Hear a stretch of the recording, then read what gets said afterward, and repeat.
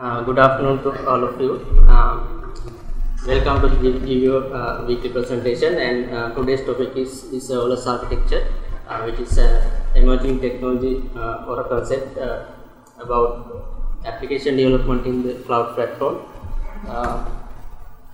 To understand this topic, you need to know about Amazon Web Services and the microservices architecture. Rather than assuming that you all know about these things, I'm going to give a brief introduction about them as well. So here are the contents: AWS or Amazon Web Services, microservices architecture, and about the serverless architecture, I'm going to give you an introduction, and then I'll talk about principles of it, and then I'll talk about AWS Lambda, which is a web service that is used to develop applications using this concept. And finally, I'll talk about how scaling up happens in this serverless architecture. And finally, I have a brief demo as well. So let's start. Amazon Web Services. So most of you may already know about this or have used this web services. Amazon Web Services is a subsidiary of Amazon.com, and they started in 2006, and they are specialized in providing infrastructure as a service, and they have a very rich set of web services. Actually, you can host ASP.NET websites in that AWS infrastructure as well, and their infrastructure includes hardware, software, and storage services, and many more. Talking about the web services they have, there are web services under numerous categories. So here are some of them. There are web services based on databases, mobile, networking, IoT, machine learning, and the list goes on. And here are some examples of those web services. AWS RDS is for it's a web service related to relational databases, and DynamoDB is about the NoSQL databases, and AWS Cognito is a service that takes care of login functionality and cross-device synchronization when it comes to mobile application development. And AWS S3 is a storage service. You can upload files or images to that service. SNS is it's abbreviated for a simple notification service. That is also very important in mobile app development. And finally, AWS Lambda is an event-triggered computing service. Actually, this is the service that we are using for serverless architecture. So I'll talk about that in detail later. And here's a screenshot that I took from the Amazon website. So you can see that there are a number of web services under numerous categories. So now let's move to the microservices architecture. So let's try to understand this by comparing it with what we already know.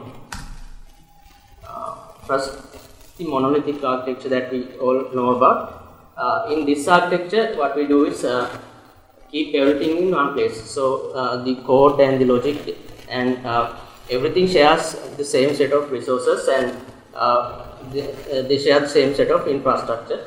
And this is not the best architecture when it comes to application development in cloud platform. And then we have the service oriented architecture, which is better than the previous one. And in this, what we do is separate the behaviors of your application and include them in separate services, and then they talk with each other to get your task done. And finally, the microservice architecture kind of extends the previous one. In the first architecture, all the logic are tightly coupled, and in service-oriented architecture, they are somewhat loosely coupled. And in microservices architecture, you completely decouple your functionalities. So in this one, what we do is identify functional units of your application and separate them and put them in separate and small services. And obviously the interdependencies are higher than previous ones, but if you design your architecture well, it won't be much of a problem. And so that's about the microservice architecture. And now we can talk about the serverless architecture, but before that I am going to talk about some common issues with client-server model. So guys, have you ever visited this site? This is actually the official website of you know who. Can you hands up if you have visited this site? One visitor. So that's the problem I'm going to talk about. There are some websites that nobody wants to visit. The problem is, if you think about the owners of these websites, they still have to pay for the idle time that the servers are on. Sometimes, if you take 1 month, nobody will. Sometimes, maybe nobody has visited that site for entire 1 month. But as the owner, you have to pay for these server owners for being up. For initial stage of a website, this can be a huge problem in this current server client model. And if you think about the development team of such a project, a typical product owner would always ask the developers to upgrade the servers and downgrade servers and configure so many things. I remember in my previous project, the product owner always bugs Ravin, saying that she needs to meet some customers and she always has to upgrade servers and downgrade servers and everything. So Ravin had to forget about all his development work and attend to those problems. That way the server administration is a real overhead when it comes to the client server model, and it significantly distracts you from doing your actual work. And even the QAs sometimes has to bug the developers and say several things about managing servers. So in fact, the developers themselves also have a set of common problems with the servers. I think most of us are familiar with these kind of problems. So the final conclusion is server administration overhead is a significant problem with this current server client model. And what about traffic? Usually the traffic a web application would get at the live environment is unpredictable. Now if you think about the website I just showed you, if you can remember, about 2 months ago some 17-year-old child hacked that website. Surely at that point thousands of people would have gone to that site to check what has happened or to celebrate or whatever. So at that time, if that system is not ready for such a traffic at once, it would have failed. And as I heard, that scenario also happened to one of the websites of GBU as well. I think there was a classified website and it was planned to include classifieds under different categories, but when it came to the live environment, all the requests were directed into one category, so the system had problems regarding that. So what I am saying is, at the live environment, you cannot predict what kind of traffic you get. So having to plan it upfront, the launching is another problem in the client server model. So here are the problems that we discussed: server administration overhead, unpredictable traffic, paying for idle time, and there's one more thing. More often than not, we have to redo the already solved problems. For example, if you take a mobile application, almost all the application has functionalities like login and synchronization and notification messaging. Most of the times developers tend to redo the work. That is actually not a problem with client server model, but this is something we often see. So now let's see how serverless architecture would answer these questions.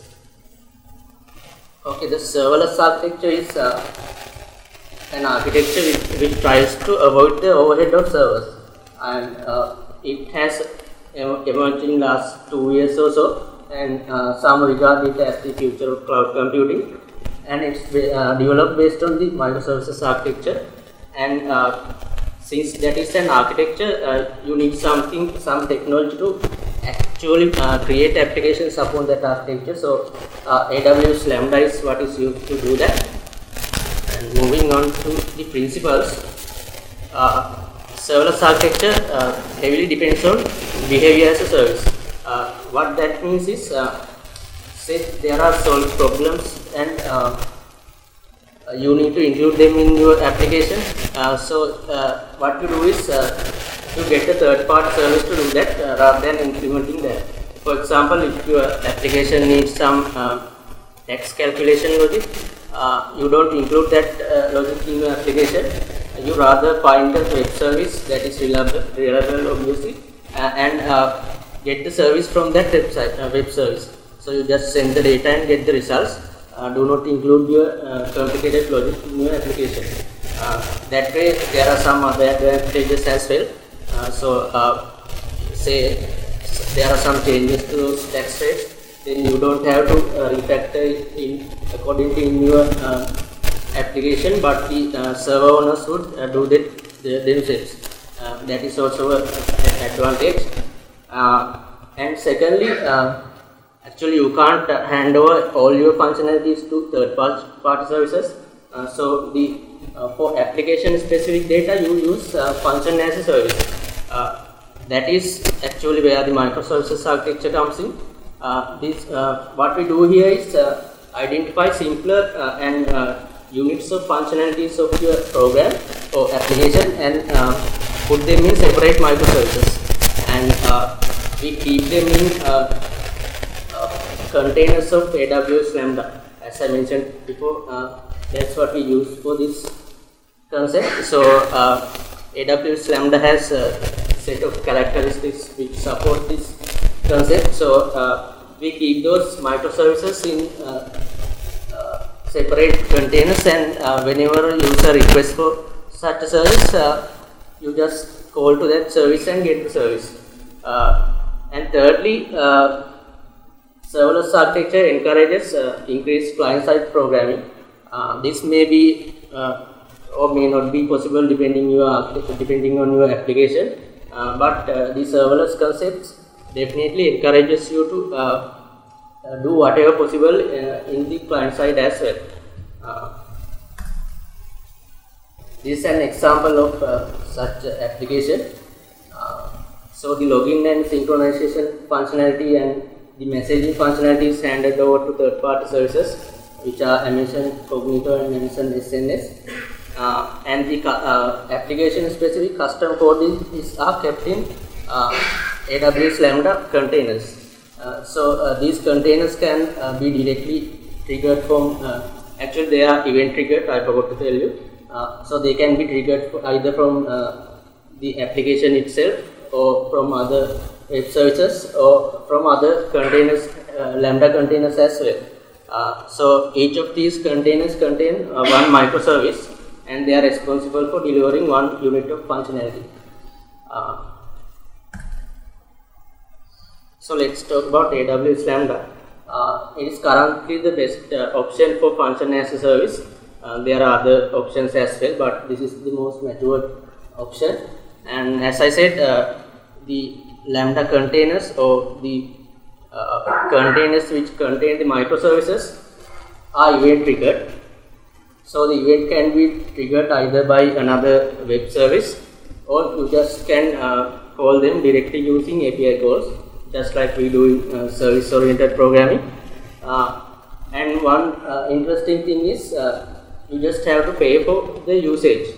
For example, if you keep a particular microservice in the container, and if a user requests for that service, that's when it gets activated, and after serving the request, it just goes to sleep. So at the end of the day, you only have to pay for the amount of time that the service was active.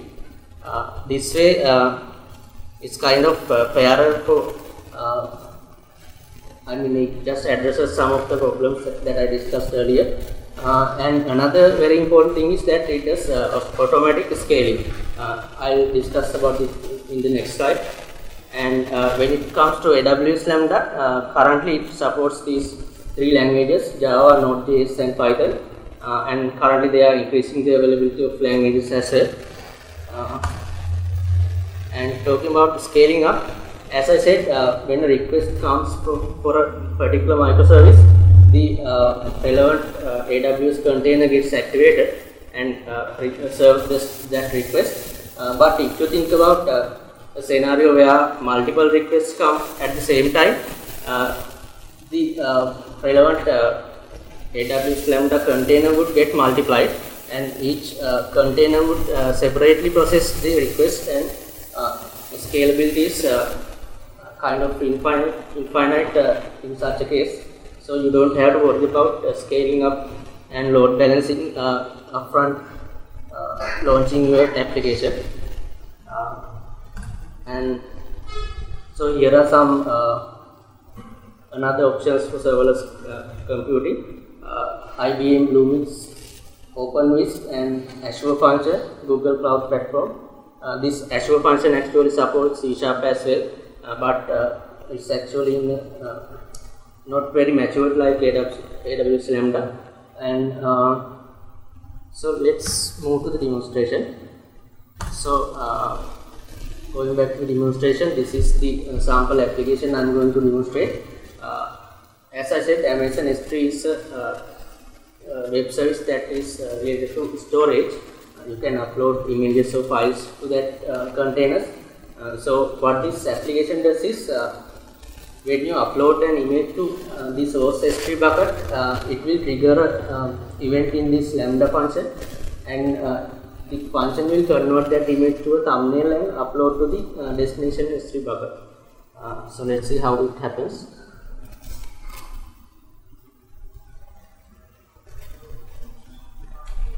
So first of all, you need to go to the Amazon AWS website and set up an account, and after that you need to download and install AWS Toolkit for Visual Studio, and you should also download Node.js runtime for Windows. This is not actually required, but if you are planning to debug in Visual Studio, then this is required. So once you have installed these two things, you can go here, new project, and then you get this option of creating AWS Lambda functions. Since I have already created, I am not going to create one. And the alternative process is, you can always use this Node Package Manager console to do the same things that you do in Visual Studio. I am using the Visual Studio for the demonstration. So let me go to the AWS console then.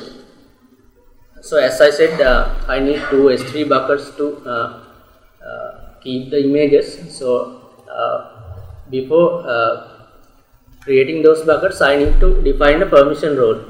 For example, in our case, I need to say that AWS Lambda should be accessible to S3 and vice versa. So to do that, I need to define the permission role.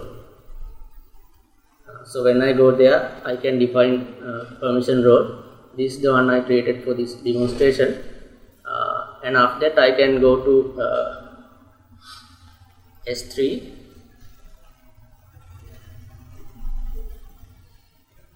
and create the two buckets. So I have already created these buckets. Currently they are empty. These are the two buckets, source and destination, that I am going to use. So now I'll go to Visual Studio. This is the function that is doing the task, and as you can see, there's this function called handler. Every AWS Lambda function needs to have this handler function. This is the place where it starts executing the code when the function is triggered.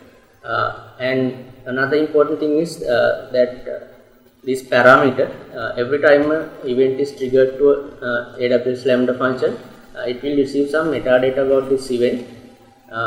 This is sample metadata. So in our case, the event source is AWS S3, and we also use this object key. This is actually hard coded now, and there are some other metadata in this as well, and you can use it as you will. Going back to the function, it first reads the data from the event, the required data, and then infer the image type, download the image from S3, transform, and upload to a different bucket. I'm not going to explain this function, it's written in JavaScript, and once you finish writing this, you can go here and click upload to AWS Lambda. Here you can specify a function name and the runtime and give a description, and another thing is that you need to define the role that you require to get permission to do this task. As I said, I defined the task in Amazon Web Services portal. This is it. So I can select here and click OK.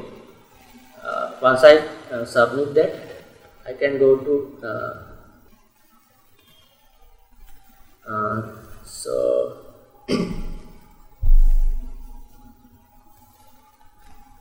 when I go to this, I can see my functions. These are some of the functions I created for test purposes. So this is the function that I uploaded.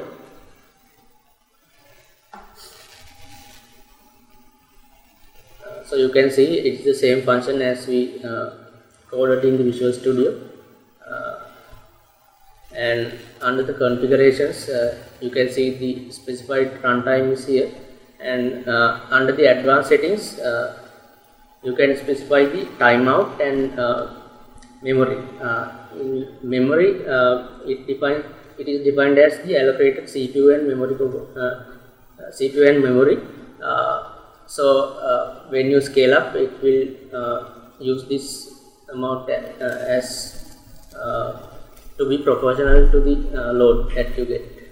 I'm not so sure about how it handles these. So under the triggers, because of the role that I defined, it will get this S3 as an event trigger. That means S3 can trigger events to this AWS Lambda function, and as I said, events can be triggered either by other AWS or by API calls. If you want to define a URL to to call it and get the service, as in the service oriented architecture, you can add the trigger,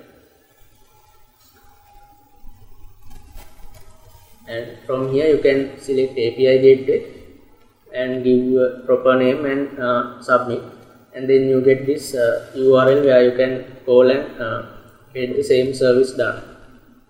And under the monitoring, you can see the amount of time that the function has been activated and number of requests that it has received, things like that.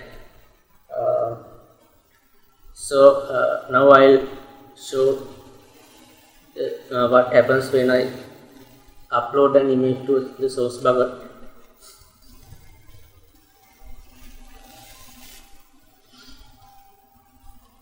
So this is the source bucket. I am going to upload an image to that.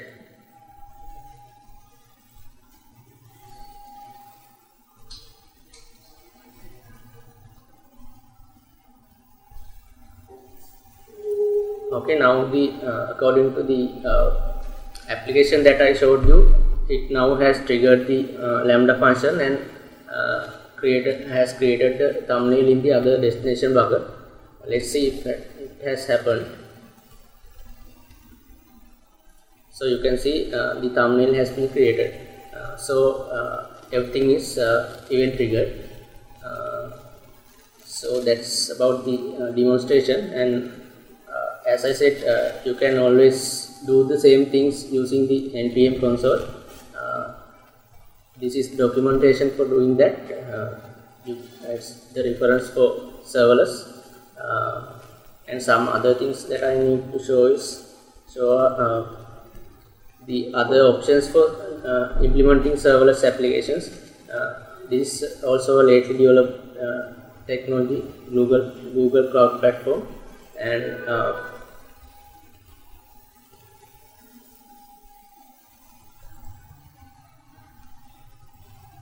and then Azure has functions web service. It's also a new web service, and as I said, it supports C#, Python, PHP, and other scripting languages. And IBM also has their support in OpenWhisk. That's about the demonstration. And